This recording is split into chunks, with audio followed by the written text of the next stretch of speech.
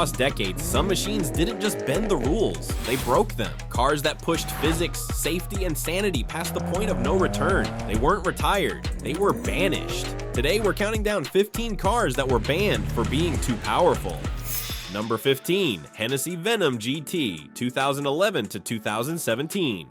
When American tuner John Hennessey set out to build the Venom GT, he wasn't chasing elegance, he was chasing chaos. Take one Lotus Exige chassis, stretch it, stuff in a 7.0-liter twin turbocharged V8 from a Corvette, and you've got something that barely qualifies as a car. At full throttle, it made 1,244 horsepower and could hit 270 miles per hour. Numbers so absurd, even Bugatti took notice. But there was a catch. To claim a world record, a car has to meet production standards, crash tests, airbags, safety data, all that boring stuff. The Venom GT skipped all of it. No airbags, no stability control, no crash testing, just a carbon fiber coffin attached to 2 turbos and a dream. Because of that, the NHRA and several foreign regulators refused to classify it as a production car. Some countries banned it from public roads entirely. Even in America, it existed in a gray area. Technically street legal, but only under small volume manufacturer exemptions. It was a loophole on wheels. And yet, when Hennessey's test driver hit 270.49 miles per hour on NASA's Kennedy Space Center runway, it became a legend. The record didn't count officially. The car hadn't run in both directions, as required by Guinness, but fans didn't care. They just saw America dethrone Europe with a car built in a garage in Texas. The Venom GT wasn't banned because it failed. It was banned because it succeeded at something regulators never imagined possible. A homemade hypercar that broke the rules and the sound barrier.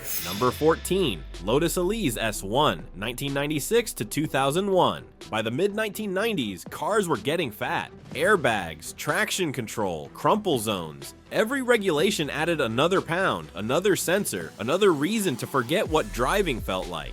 Then came Lotus, a tiny British company that looked at the industry and said, what if we just didn't? The Lotus Elise S1 weighed a shocking 725 kilograms, lighter than a Miata, lighter than most motorcycles with side bags. Its body was made from fiberglass panels glued to an aluminum tub, and its steering was pure, unfiltered metal-to-road feedback. It didn't have power steering. It didn't have traction control. It didn't even have anti-lock brakes. If you made a mistake in an Elise, you felt it in your spine. But that purity came at a cost. When Lotus tried to bring the car to America, US regulators laughed, or maybe cried. The Elise failed every single crash test. No airbags, no side protection, no mercy. According to federal safety standards, the Elise wasn't a car. It was a lawsuit waiting to happen. The government banned it, flat out. For years, American enthusiasts imported them through loopholes, driving them under the show and display exemption, which ironically meant you could show off how perfect it was, as long as you never actually drove it. Still, the Elise S1 became a cult icon,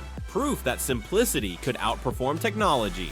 Number 13, Porsche 959, 1986 to 1993. In the 1980s, Porsche wasn't just trying to build a fast car, they were trying to build the future. The result was the Porsche 959, a machine so advanced even the laws of the time couldn't keep up with it. It had sequential twin turbos, computer-controlled all-wheel drive, and adjustable suspension, decades before that kind of tech became normal. While other supercars of the era were basically pretty engines wrapped in fiberglass, the 959 was thinking. It could calculate power distribution, adjust ride height, and corner like it had a brain of its own. But there was a problem. The 959 was too smart for the system that was supposed to approve it. When Porsche tried to sell it in America, the car didn't meet the Environmental Protection Agency or Department of Transportation standards. Not because it was unsafe, but because no one knew how to test it. It was like trying to grade a calculus exam with a coloring book. So the US banned it. Owners who imported one risked seizure by customs, and several early cars were literally locked away in government storage. Even billionaires couldn't drive them,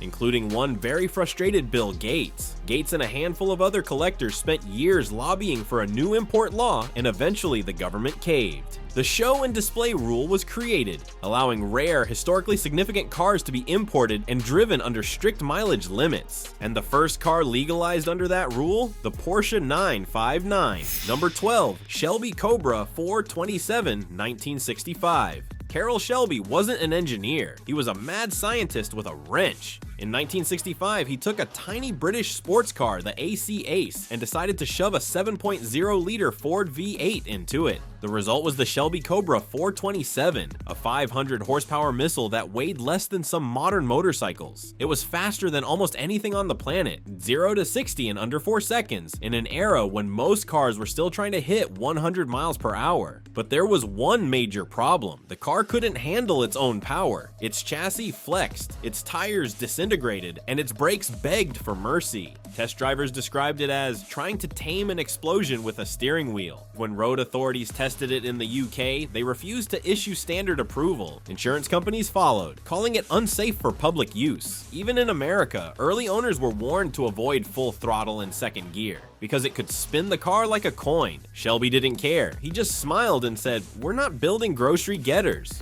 Number 11, BMW M8 prototype, 1990. In the early 1990s, BMW engineers secretly built a monster they weren't supposed to. The result was the BMW M8 prototype, a car so powerful that even BMW's board refused to acknowledge it existed. It was based on the 8 Series Grand Tourer, but under the hood sat a 6.0-liter V12 pushing more than 550 horsepower, paired with a manual gearbox and rear-wheel drive. In an era when the Ferrari Testarossa barely cracked 390 horsepower, this was unheard of. The problem wasn't performance, it was perception. BMW feared it would be too expensive, too dangerous, and too rebellious for the brand's image. It didn't fit their executive luxury identity. It was a race car dressed in a business suit, so they shut the project down before it reached production. For nearly 2 decades, BMW denied it ever existed. Only one prototype was ever built, hidden deep inside a company vault until the 2010s. Number 10, McLaren Speedtail, 2020.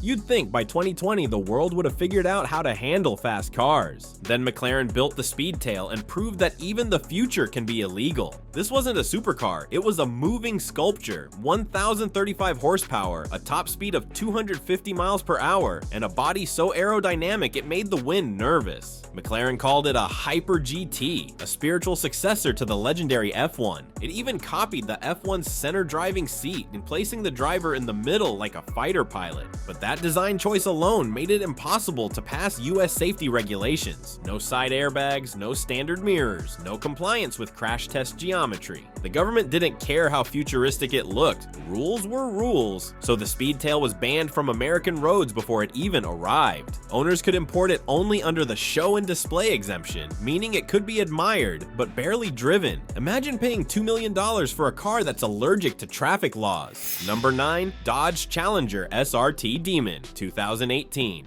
Most muscle cars flirt with danger. The Dodge Challenger Demon straight up dated it. When Dodge announced it, they didn't just build a car, they issued a warning label. This was the first production car that could lift its front wheels off the ground. Straight from the factory, no mods, no tricks, just raw, unapologetic torque. Under the hood, a 6.2-liter supercharged Hemi V8 pumping out 840 horsepower on race fuel. That made it faster than million-dollar supercars. And somehow, still street legal, but not for long. The NHRA, the National Hot Rod Association, took one look at its quarter-mile time and banned it from competition. Why? Because it ran a 9.65-second quarter mile without a certified roll cage or parachute. In other words, it was too fast for the rulebook it was supposed to play by.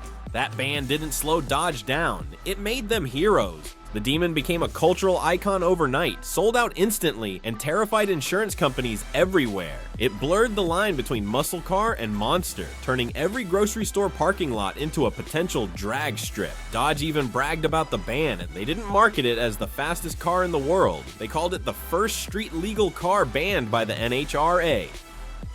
And in the world of muscle cars, that's the kind of outlaw status money can't buy.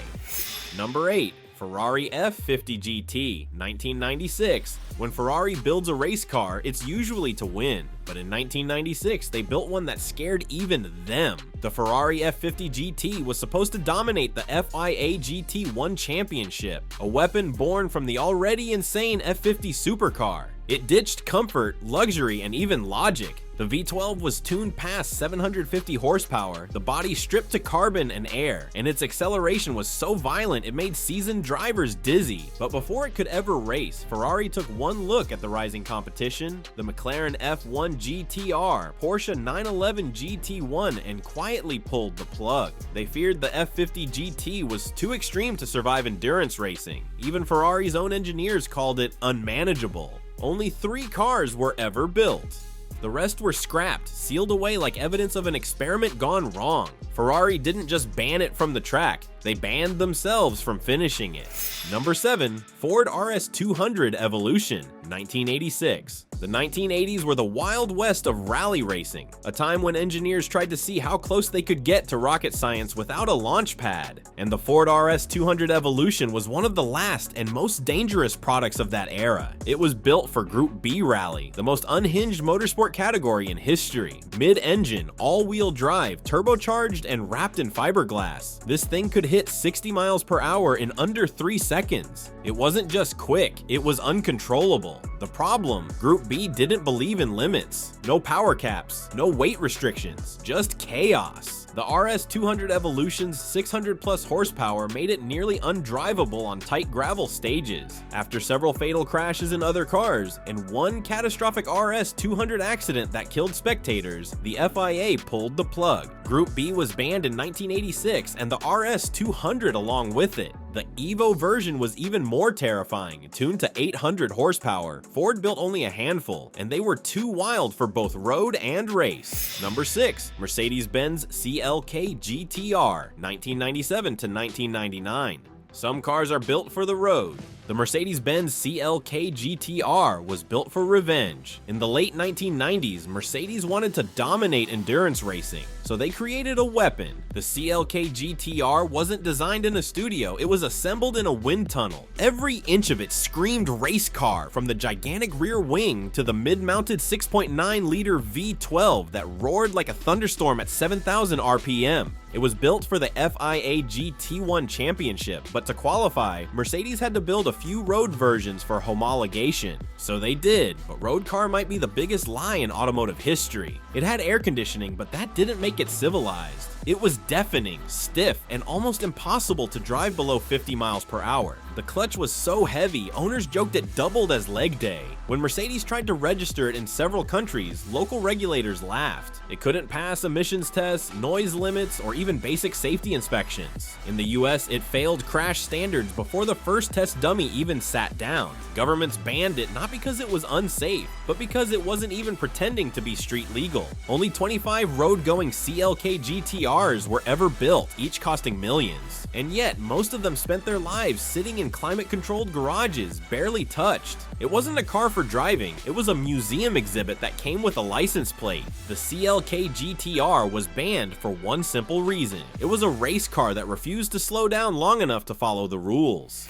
Number 5. Lamborghini Diablo GT, 1999. Even by Lamborghini standards, the Diablo GT was unhinged. This wasn't the poster car you saw on a teenager's wall, this was the version Lamborghini built when it decided the normal Diablo was too tame. The GT stripped away comfort like it was allergic to sanity. No sound insulation, no rear seats, and no luxury leather. Just carbon fiber, bare aluminum, and enough heat in the cabin to bake a pizza. Underneath sat a 6.0-liter V12 pushing 575 horsepower, routed through a gearbox that punished hesitation. It didn't want a driver, it wanted a gladiator. When Lamborghini tried to sell it worldwide, regulators didn't just frown, they panicked. The GT had no airbags, no stability control, and exhausts that could wake the dead. In some cities, its noise levels were literally illegal. European testers called it barely roadworthy. In the US, it was banned outright under federal safety laws. Only 80 units were built, all of them for customers who understood exactly what they were buying. A road-registered race car that hated roads. Even Lamborghini's own engineers warned owners, this car is not designed for public use. Translation, drive it and don't blame us if the asphalt fights back. Number 4. Nissan Skyline R34 GTR, 1999 to 2002.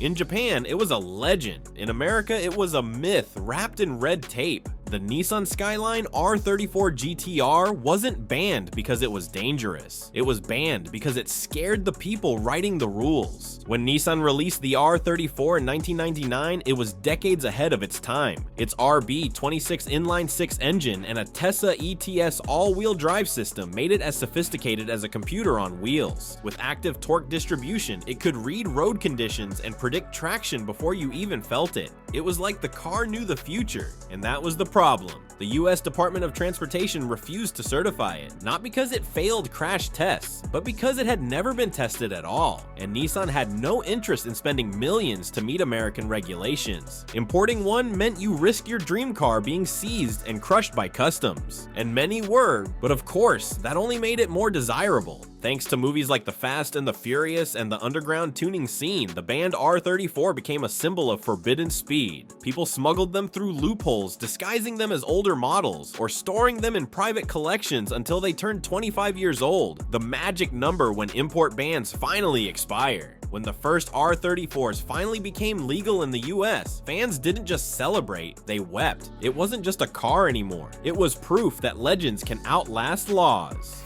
Number 3. Bugatti Veyron Supersport 2010. When Bugatti set out to build the Veyron Supersport, they didn't just want speed, they wanted immortality. The goal was simple: create a production car so fast that it could never be dethroned. And for a brief, shining moment, they succeeded. In 2010, the Veyron Supersport shattered records, hitting a mind-bending 267.8 miles per hour, faster than a jet at takeoff. It became the fastest production car in the world, earning Bugatti the crown. But then it all came crashing down, not on the track, but in the rulebook. See, the record required that every production car sold be identical to the one that set the speed. But Bugatti quietly removed the speed limiter from their test car, a small detail that technically made it not street legal. When word got out, Guinness World Records stripped Bugatti of its title. The fastest car in the world was suddenly too fast to qualify as one. The irony was almost poetic. Bugatti had spent millions perfecting the art of speed, and then got punished for achieving it. It's like being disqualified from a marathon because you ran too well. Eventually, Guinness reinstated the record after reviewing the evidence, but the damage was done.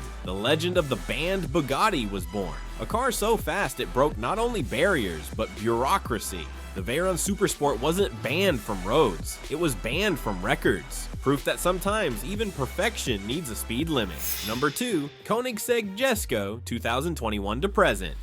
Every so often, a car comes along that doesn't just challenge physics, it bullies it. The Koenigsegg Jesko is that car. Born in Sweden, engineered like a spacecraft, and designed for one purpose: to destroy everything else with 4 wheels. Its heart is a 5.0-liter twin turbocharged V8, capable of producing 1,600 horsepower on E85 fuel. That's more power than 2 Bugattis, yet the Jesko weighs less than a family SUV. It uses a 9-speed multi-clutch transmission so fast it can change gears in the blink of an eye, literally just 20 milliseconds. The result? Theoretical speeds beyond 330 miles per hour. But here's the catch: there's nowhere on earth to legally drive it. Most countries don't even have speedometers that go that high, let alone roads built for it. Insurance companies refuse to cover it. Even Koenigsegg admits that the Jesko's full potential is impossible to test safely outside of controlled conditions. In some countries, it can't even be registered. Regulators look at its power figures and simply say